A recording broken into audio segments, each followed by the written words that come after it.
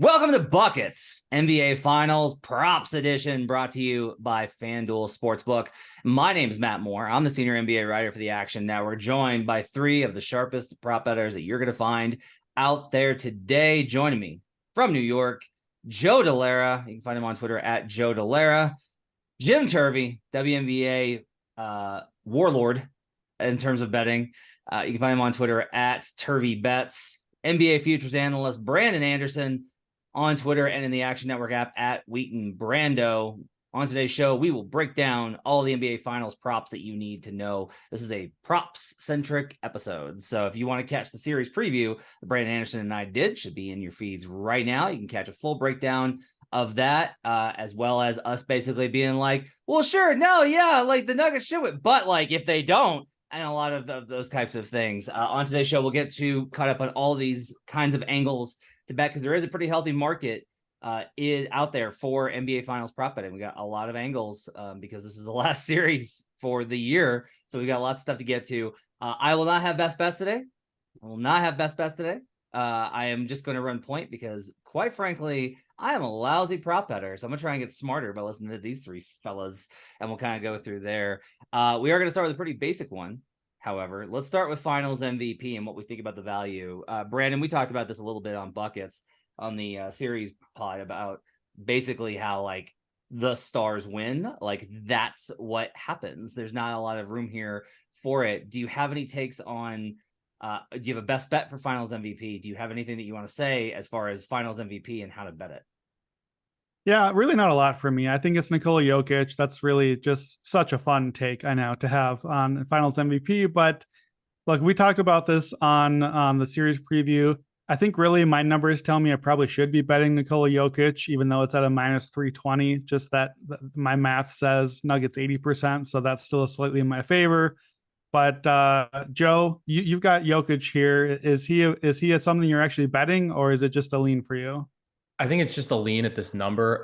It was a bet like actively, and I think we had been recommending that while the series was still ongoing against Boston because just the way the market was. But if maybe he gets a game where he gets into foul trouble, if it's early in the series, maybe game one or game two, and Murray goes crazy, and maybe it's a split, there might be an opportunity to bet on Jokic, and I think that nobody else will win besides him, realistically.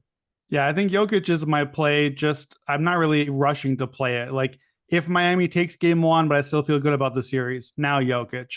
Like Yeah. he's my way to bet the Nuggets. I just don't feel the need to rush and get it right now. Yeah, I think that's where I'm at on it. Jim, you do have a lean on somebody who is not Nikola Jokic. What's your lean? So here's the thing. So I've got an article coming out on Action. It should be this week before the finals gets up. I went back all the way through history. This is the Brandon Anderson style. Go back, find the pattern and use the pattern to look to the future. So what I found to be the most determinant factor was points scored. There's a couple of, most often it is the best player. 26 of the 40 years, it's the player who led it's three factors. The player led the team in scoring. The player was like the dude on their team, a little subjective, but I think we can pretty much know who it is. And the team won the finals. So the vast majority of the time, that's what happens. But in the few times that there was, a couple of close scoring titles, so especially 2007 Tony Parker over Tim Duncan, and now going a little bit back, so maybe I don't know how relevant this is, but 1988 James Worthy over Magic Johnson. There are times that we have seen the leading scorer get over someone who is, in theory, the dude. You combine that with the fact that, there was a little bit of chatter towards the end of Western Conference Finals of, hey, Jamal Murray, like he's averaging more. Like, so here's the thing. I can't get there at plus 1,200. So it's not actually a bet for me because I don't see it happening that much, but it's enough for me to stay off of Jokic. And if I'm looking to bet Denver, I'm just going to bet Denver. I'm not going to bet Jokic because I don't see it as a 99, 98% chance of it being Jokic. I do think there is a sliver of Murray. I just can't get there at plus 1,200. I think it's a sliver, not a chunk. Yeah, we've kind of broke down some of the numbers as far as what Brandon's got for the percentage chances of these types of things.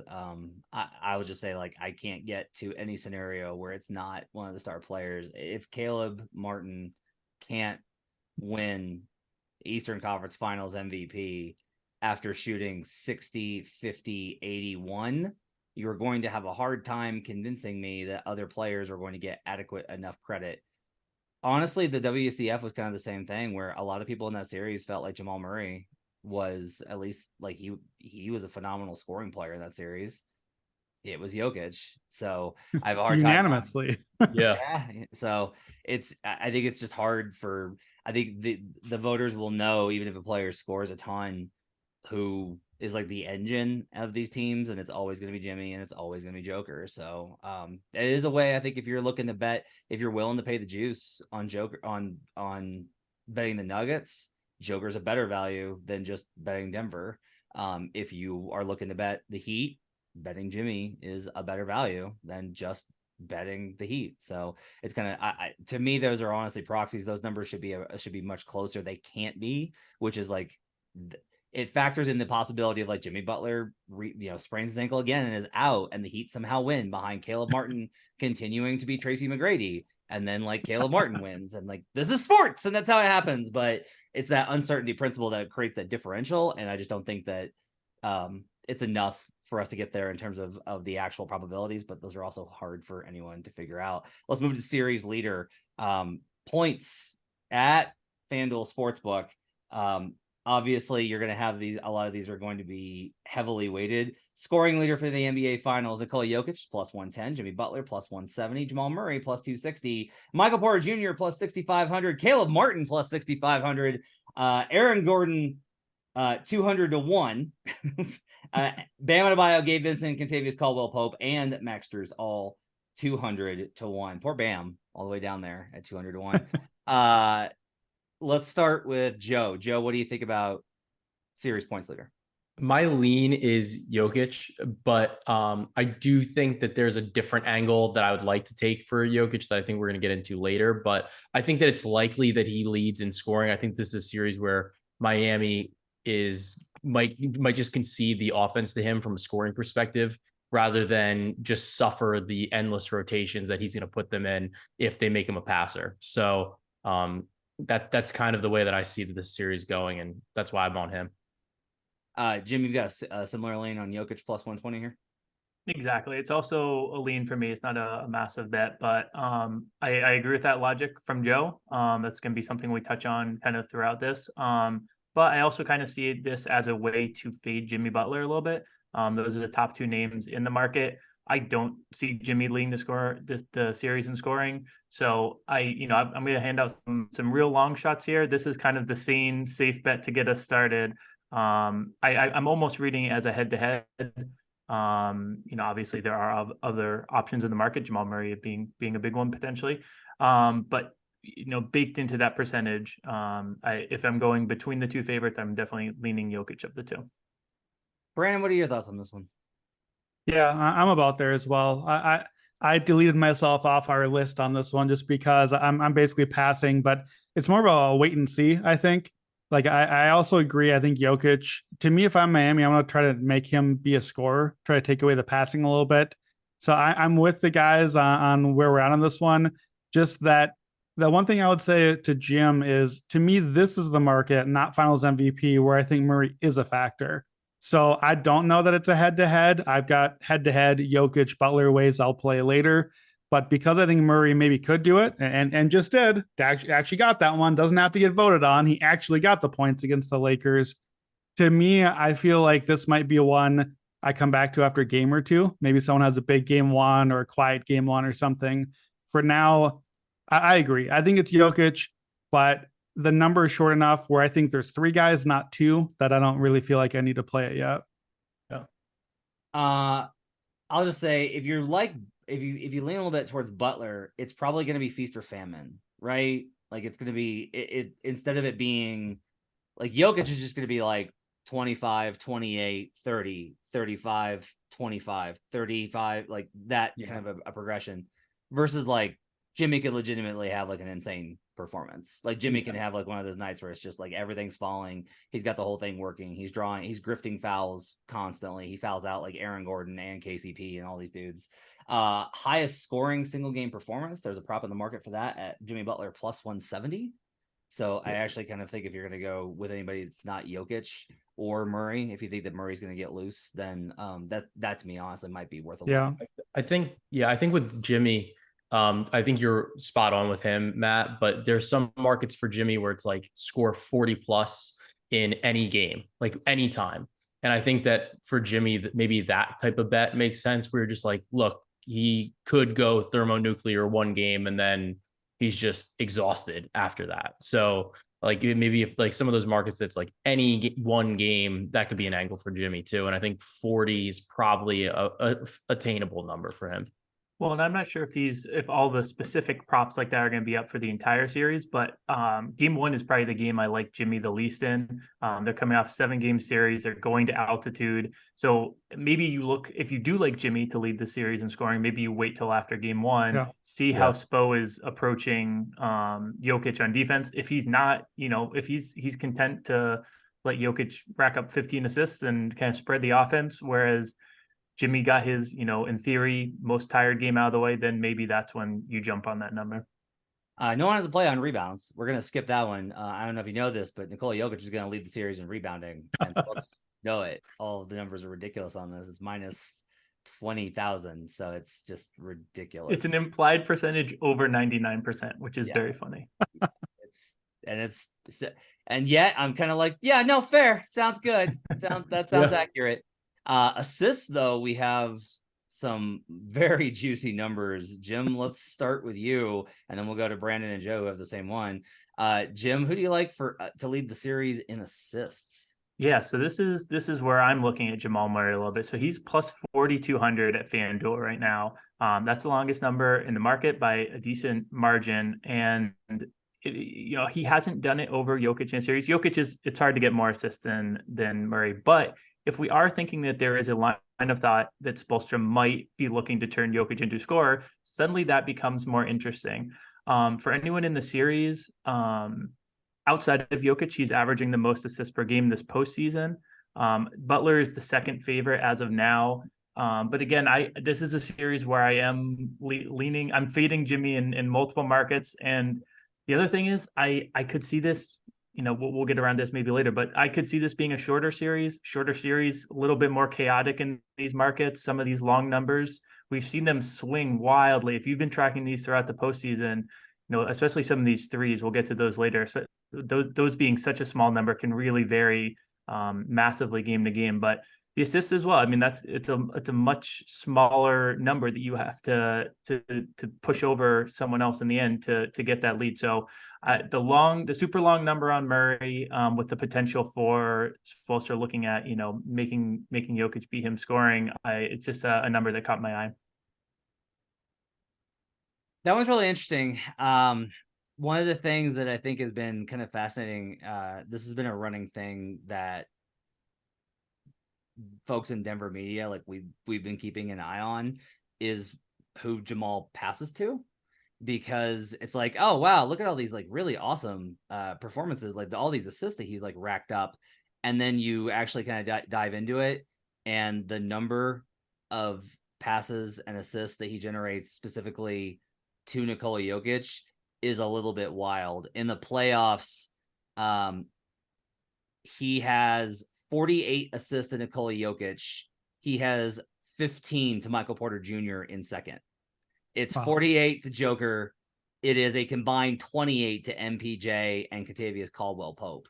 So like, there might be something to do here where if you think that Jamal Murray is going to have a high assist total, you can also like guess what happens if Jamal has a high number of assists. Joker's scoring because he passes to him the most out of spamming that pick and roll 2-man game. Just something to kind of keep in mind there as far as a betting angle. Brandon and Joe, you're on the Heat side of this for a long shot for assists. Joe, I'll let you go first. I mean, this is kind of ties into what my thoughts are in terms of making Jokic a scorer. But also, I think that the path for Miami to really try to attack Denver is realistically a 2-man game with Jimmy and Bam.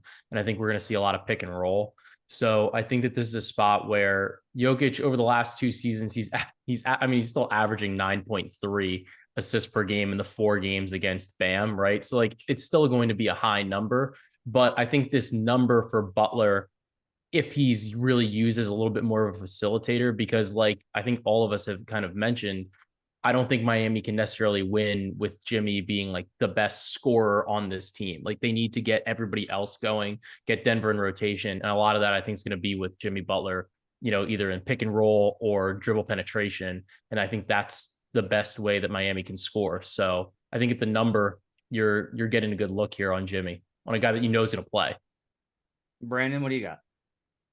Yeah, pretty similar. It's plus 3,300 for Jimmy Butler.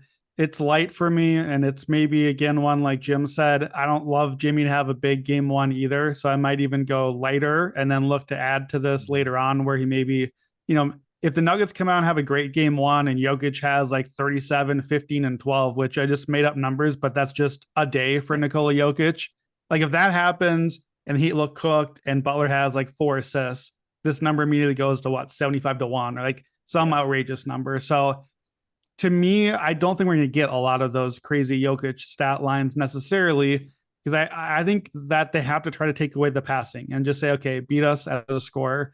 And so I think that's what makes this market possibly appealing. We talked on the series preview, Matt, how Butler scoring has dropped a lot in the last like 10 games.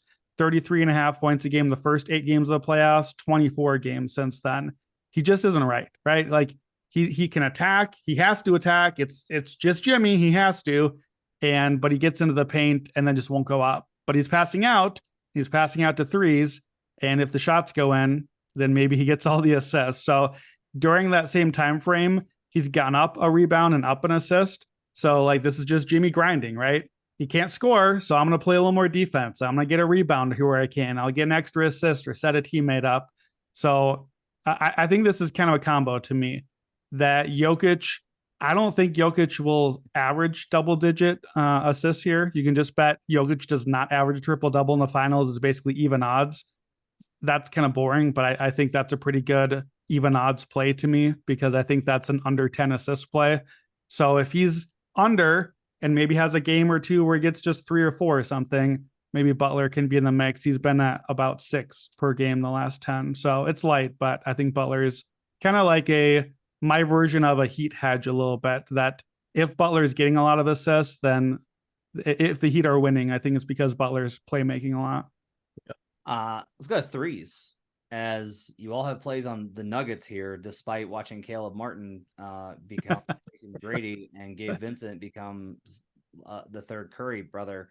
By the way, Caleb Martin has gone from plus 100-1 to just down to 3-1 to be Matt's new Fred VanVleet. The odds are just precipitously dropping.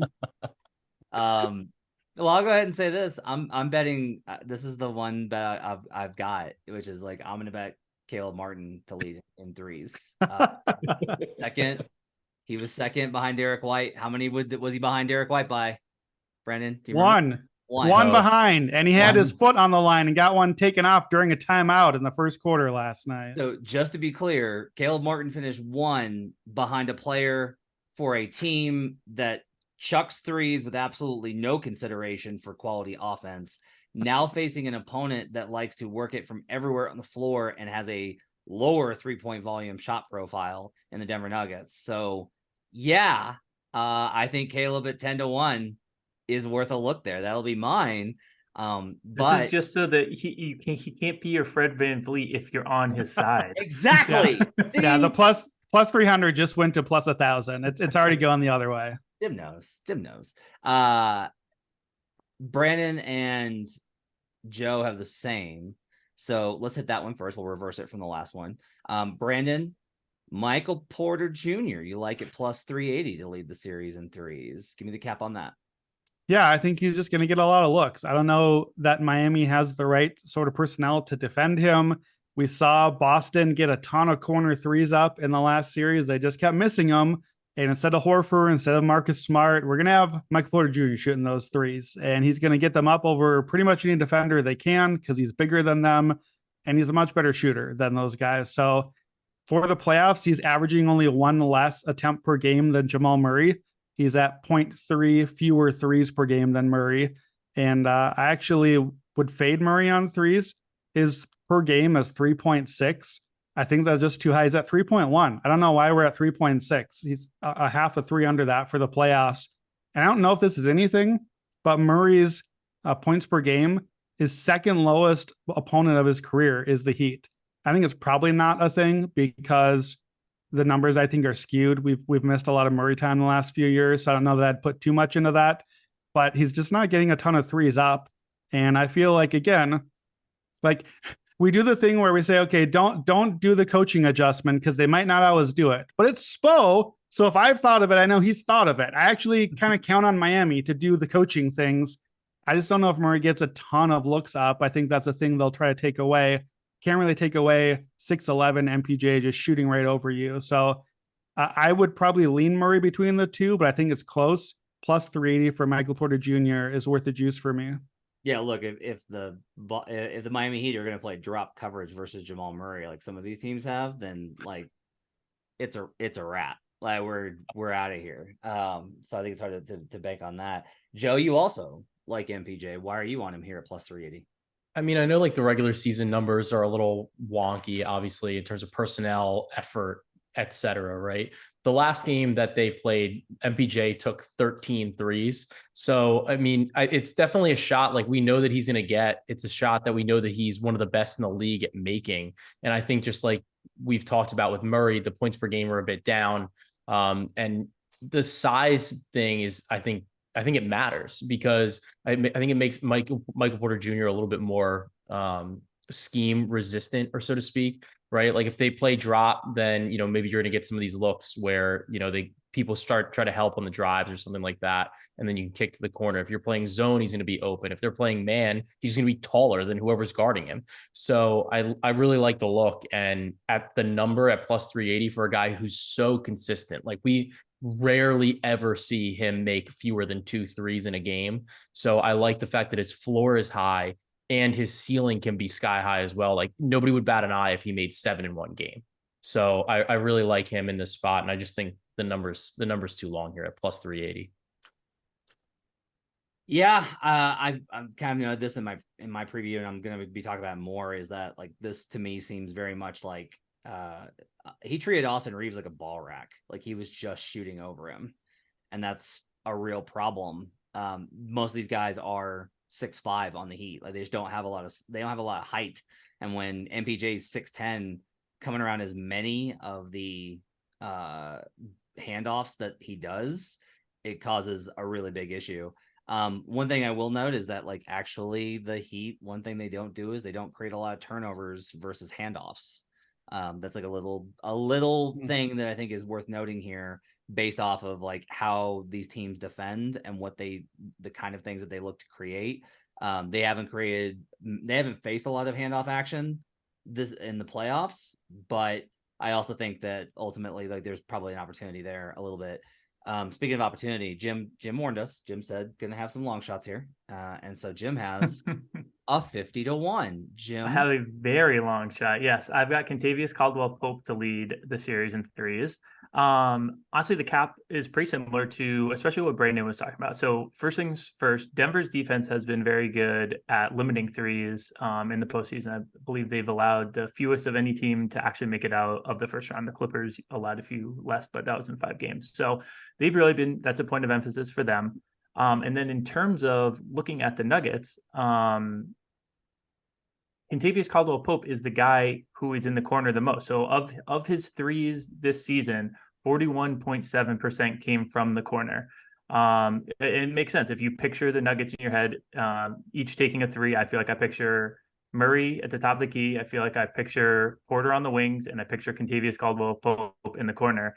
And that's the spot in the zone that I think potentially they're going to be looking to attack. So and the other part of this is, say, we're running with this idea that they may want to make Jokic beat them scoring a lot, but I do think it's a thing that they will at least try to start, which means I would have to imagine their next point of emphasis is going to be on Murray. So if Murray threes are maybe a little lesser, Porter is more on the wings. Kentavious Caldwell-Pope, at 50-1 for a guy who really does a lot of his work out of the corner.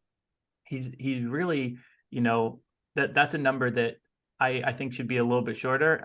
50 to ones, again, you need to make 40 of them and win 1 for 40 to be profitable. So these don't count on wins for it. But I also think this is a number that if the Heat start off in a zone, this could be a big first game or two for KCP, and then you're left in a spot where you zag, and now Porter Jr. is a little bit longer number, or some of these other guys we like.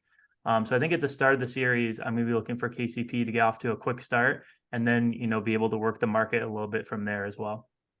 Nice. Yeah, this market, or of the series leaders, this was our last one. To me, the threes is the one I have my eye on. Like rebounds, assists, even probably just gonna be Jokic. Like they might just points, rebounds, assists is probably just gonna all be Jokic at the end of the day, and it might be from halftime of the first game. Threes, I don't think we're gonna get someone putting up a huge number here, but someone will put up a big number in game one. Like this is why in the Boston-Miami series, this is why we kept talking about it the whole time. I had Caleb Martin, and then I did Jason Tatum, and I did not do Derek White. We lost, okay? But I feel like there's not going to be a huge number. So then the numbers, this market's going to go up each game. And I think this is the one market where, what I don't mind about the long shot here, Jim, KCP goes out and hits 4 or 5 in game one. Suddenly you just dropped, and now you're like on a 300 ticket instead of a 5,000. And that doesn't mean you're going to cash, but it does mean you're in a power position now. Now you can add in these other 2 guys I got to have, and now you're just kind of coasting the finish line. So to me, threes of these markets is the one that I think probably when we're on bucket these next few weeks, this is the one you'll probably hear more from us on.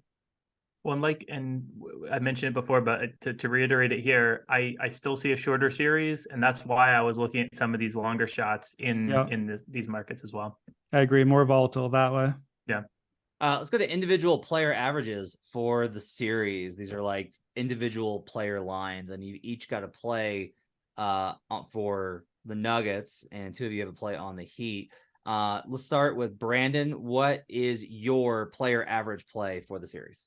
Yeah, just very simple. Michael Porter Jr. over 6.7 rebounds. We've talked about his rebounds. I think I've given out his rebounding over on a bunch of individual games.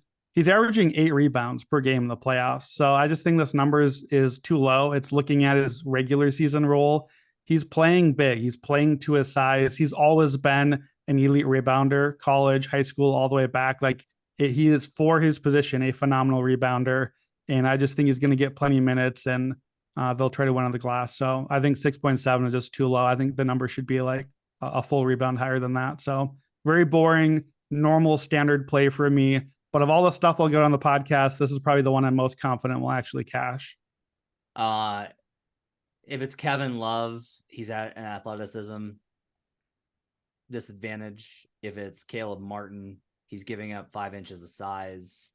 If it's Highsmith, he's giving up 5 inches of size. Like, MPJ's a really great rebounder, and this Nuggets team is definitely going to try and just kill them on the glass. So offensive rebounds included. I think this is going to be there's a lot of reasons we think this is going to be a tough series for the Heat. This is one of them, and MPJ's part of that equation.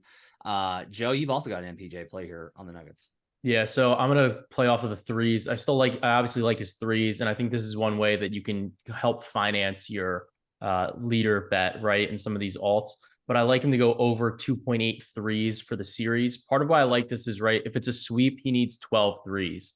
So, and for the season, he goes over his 2.5 prop 62% of the time. His median result is 3 threes. So like I said, his floor is obviously very high, and he also has a high ceiling. The other thing is, because of where it is, what this is asking you to average, I think this series goes at longest 6 games, but I think it's a likely outcome is maybe 4 or 5, right? In 5 games, you actually get a discount here because 2.8 times 5 is 14. So you actually need 1 fewer essentially per the way that the math kind of is going to work out. You don't need to average the 3 per game. Exactly. You can actually average 1 less. You could have 1 game where you didn't have 3. So I think that those are likely outcomes for Denver. And I like the 2.8 for him to go over that, right? I was told there'd be no math. So Joe, isn't that one a push though? Isn't 2.8? I guess it would be. I guess it could be a push. Yeah, I guess it could be a push. But I That still feels like like a it. thing that's going to happen to us. Yeah, that's inevitable, right? But I do like it there, and I think that he's just I think he's very likely to have one game where he just makes like 7, and then you're like, well, now we're just cruising here. Yeah, Matt, of all podcasts we record, this is not the one you were told there would be no math on. This is very distinctly the not math podcast. Accurate. Jim, you've got an interesting one here. You like Jokic on threes. Yeah, I mean, honestly, this is not like my favorite bet. But it's a number to me that was a little bit low. I think Jokic, we've been saying it time and time again throughout this podcast. I think he's going to be relied on heavily to score. I think he's going to put up some big nights. I'm curious to see how Spoelstra and the Heat, I think they're going to try to get him away from the rim because of the massive size advantage he gets. So if he leans into that and they're going to give him some looks, I doubt they're going to give him clean looks. But this was just a number that popped to me as a little bit too low. And I also definitely did all the really smart math Joe did. And 1.4 is half of 2.8. So I think we get all those same break even points. So I definitely also had that in my cap. I have a hard time figuring out when Joker's going to shoot threes. And I say that as somebody that has watched the entirety of his career. My favorite, and I wrote about this when I wrote about the interesting things about them, is there will be writers that will come in from out of town and they'll go up to him post game and be like, what was your thought process there on that play? And every time he's like, I don't know, man. I just, that's not the play I wanted to make. So there was room. So I did not do that. And I don't know.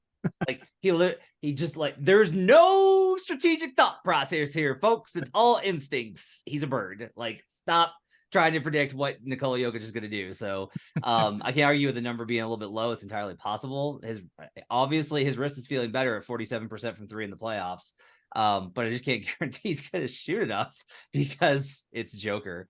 On the Heat side, Jim, let's stay with you. I'll say this. I was on, let's go ahead and skip ahead here. He's got Caleb Martin under 15.4 points per game, under 6.6 rebounds per game.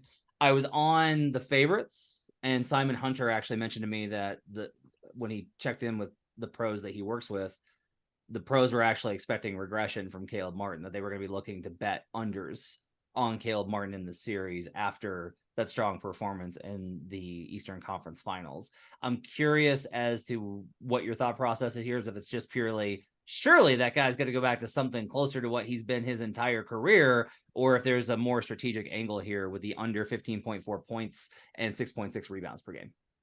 The vast majority of it is surely this man is going to go back to what we have seen in the career, the season, the postseason until 2 days ago. If we take his entire postseason and just take out the last 2 games, he's averaging 4.9 rebounds per game into there. So this 6.6 number is really just a result of the last 2 games. The most recent game, he played 44 minutes. The game before that, he played 40. That's the NBA Finals, and he's been playing outstanding. So he may well be running 44 minutes a night. Like that is a distinct possibility, but I'm willing to bet on him not getting 44 minutes a game in a series when half of the games are going to be at altitude, and he is not a player who has done that for the vast majority of his career. So there is definitely a world in which we did just see the breakout of Caleb Martin, and he's a really fun, cool new star that we get to watch play in the league, and that's awesome. I just am going to be the wet blanket who thinks it's more likely that he does not quite reach those heights again in this series. And so I'm going to be fading your new fave, Matt. I'm sorry. Rude. Look, I think I have to see what the Heat approach to offense looks like. I don't know if they're going to try and spam pick and roll action to try and put pressure on Jokic. I don't know if they're going to try and get off-ball movement or pin downs to try and free up opportunities. I don't know. Denver's been really good in their rotations on the kind of sequences that Caleb Martin got loose on. Like, to be perfectly honest with you, the Boston Celtics should be ashamed of themselves for their defensive approach in the series. Like, their closeouts were pathetic. Their KYP in terms of know your personnel was pathetic. Like, quite honestly, I'm just like, did you guys do scouting reports? Like, did you do film in between? Like, how is he still doing this to you in Game 7? Like, did you not catch how he's done? Like, he's shooting 50% for 3, maybe you should get a hand up on the guy. They stuck to their game plan extremely way too much in that situation and weren't flexible enough. Denver's pretty good about, like, Denver's obsessive. They're a detail oriented group from a coaching perspective. And I'll just tell you, like, they will not ignore, I don't feel that they're going to ignore Caleb Martin the way that Boston did. So I can't really argue with this. And the rebounding edge, like, yeah, it's not as switch heavy. This is going to be a lot like, and just, hey, there's fewer rebounds. You know why? Because Jokic is down there and no ball escapes him. He is a black hole of rebounding. All right. Exotics, which of course you guys are just like, this is a smorgasbord. We're going to go quick. Okay. We got to go quickly on these, but these are also really valuable bets. So we got to get to them. Joe, let's start with you. Run me down your exotics here on the series and what you think has value. So I like Jokic to outscore Butler in every game. That's at 22-1. I like this just because I think that Jimmy's scoring's been down. I think that Jokic is scoring, even like when he's not trying, he's scoring 25, right? And then he's going to have these spike games. And I'd rather bet on a guy that to have like, or Jokic to have those games rather than Butler. I think that Denver has some more options to throw at Butler, especially with the way we saw Aaron Gordon play defense, even Michael Porter Jr., KCP, etc. I think that there's some more options to throw at him. So I like that. I like Jokic to record 50 plus PRA in every game. That's at 13-1. It's absurd, insane number, right?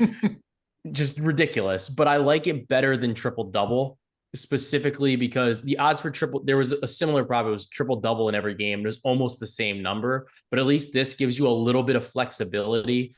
And over the course of a series, I think that that's a little bit more important. But I also think that it's very likely that this series is a sweep. So, like with only 4 games, the risk is a lot lower on this type of bet. And that kind of brings me to the next thing that I was on, which is Jokic to score 30 plus in every game at 34-1 and average 30 or more at 3-1. So I think that you could use the 30 or more to pay for the 30 plus, but that's why, like, I think that this is a better play than highest point scorer on the series, because in order for him to do that, he probably still has to score 30. So this is getting you 3-1. And then the chance at, if he just scores for 4 games in a row and Denver sweeps, you're getting a 34-1 number on him to score 30 plus in each game, which is fantastic. Cause I think you're getting that right now at around, if you parlayed it every game right now, you're getting probably about plus 150 in the first game. And then if he does it once, they're going to raise that line. You're not going to get that number anymore. What did he average versus the Lakers? It was something. It was.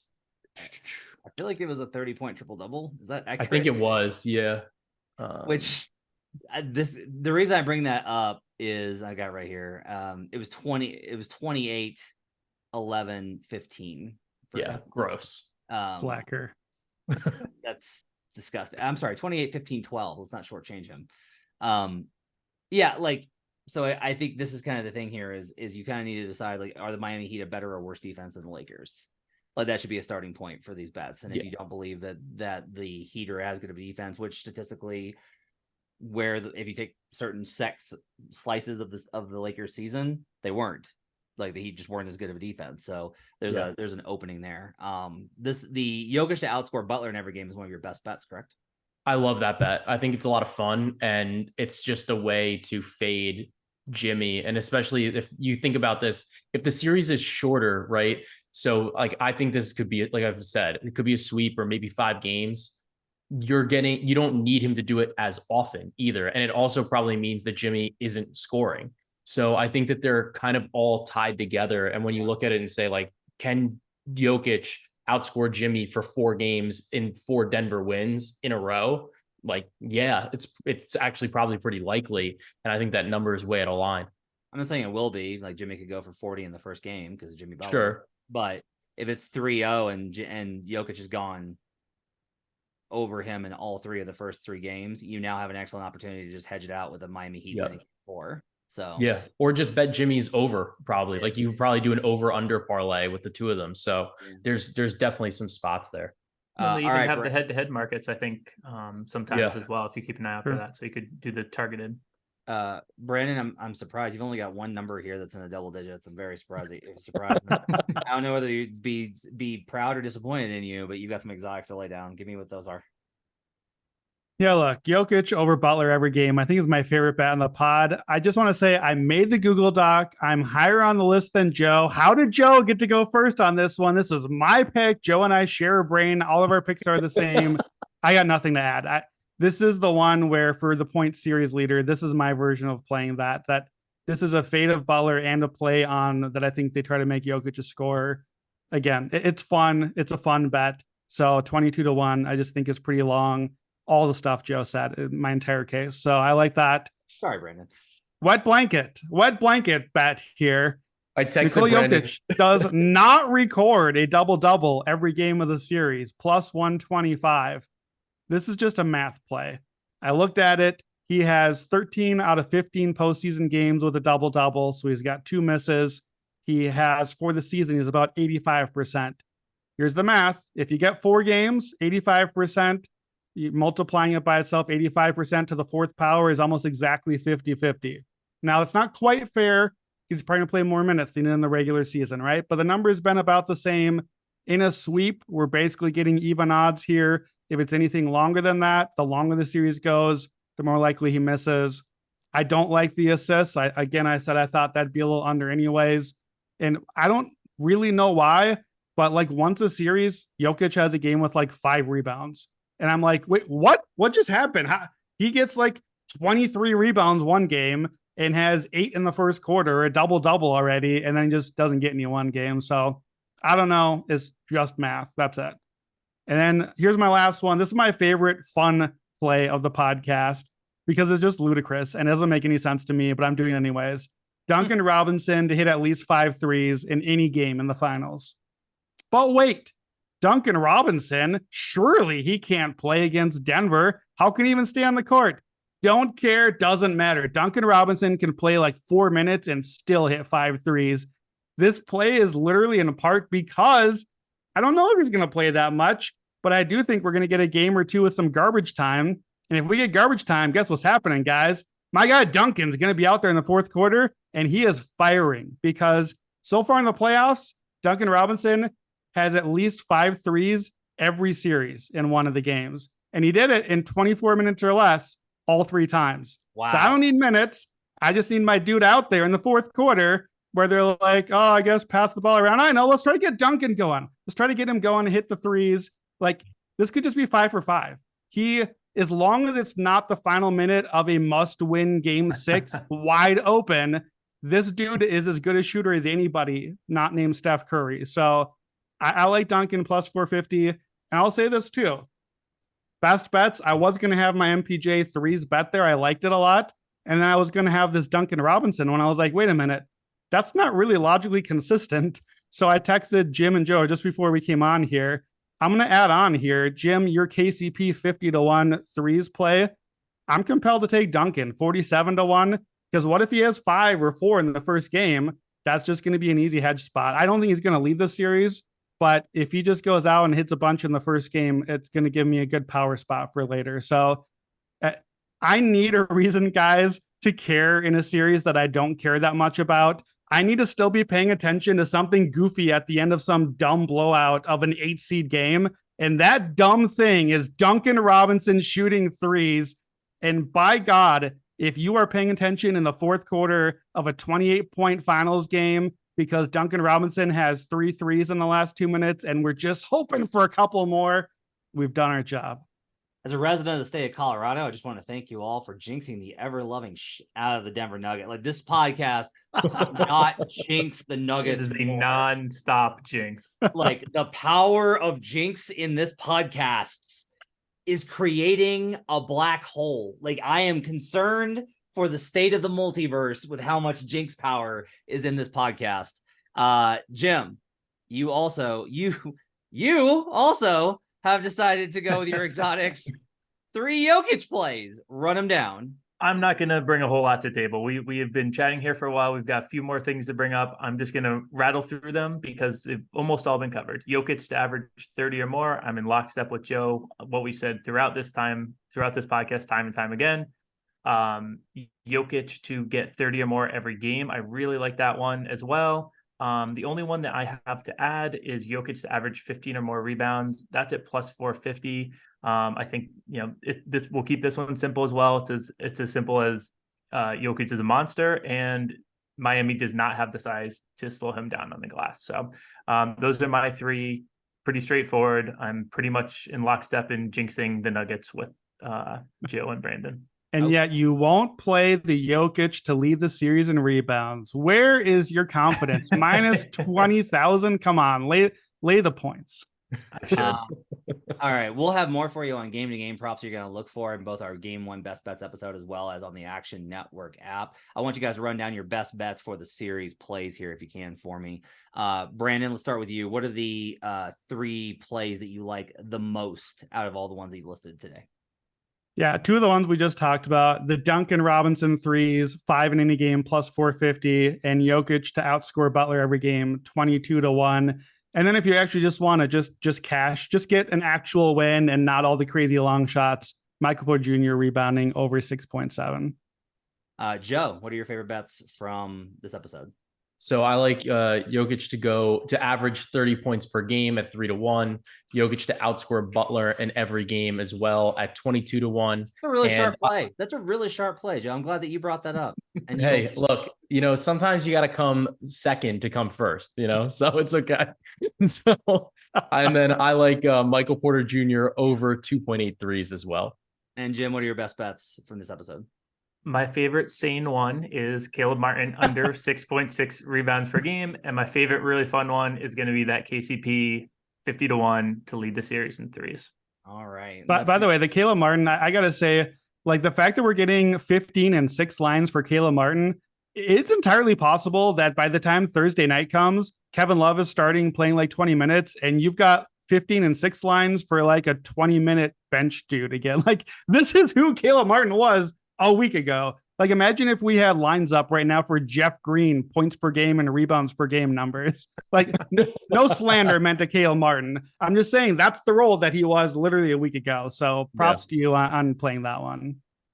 That's going to do it for Buckets. Thanks for joining us. Appreciate you guys being with us. My thanks to the guys for putting together all these great props for you. You can check them all out in the Action Network app. As far as the ones that are trackable, we'll have best bets file for you in the Action Network app. You can read all sorts of stuff. If you want bettable content and you have gotten through this episode, so you clearly do, we're going to have lots more for you. There's a lot of stuff to bet in the finals. It should be a good one. We'll have a Game 1 episode for you tomorrow. Thanks for joining us. My thanks to David Payne, our producer. My thanks to Joe Delara, Jim Turvey, the WNBA Warlock, and Brandon Anderson, who did not come up with the 22. I'm just kidding. With the Jokic over Butler. Catch our series preview. We'll have lots more pods for you. And check out the favorites. Also, there'll be an Action Network podcast with me and Sean Little breaking down some of the other angles from the NBA Finals. Lots of stuff to cover for you here as we go through. Also, check out the WNBA pod. Money. It continues to absolutely slaughter. So make sure to check that out. We'll see you guys again next time. Till then, let's get buckets.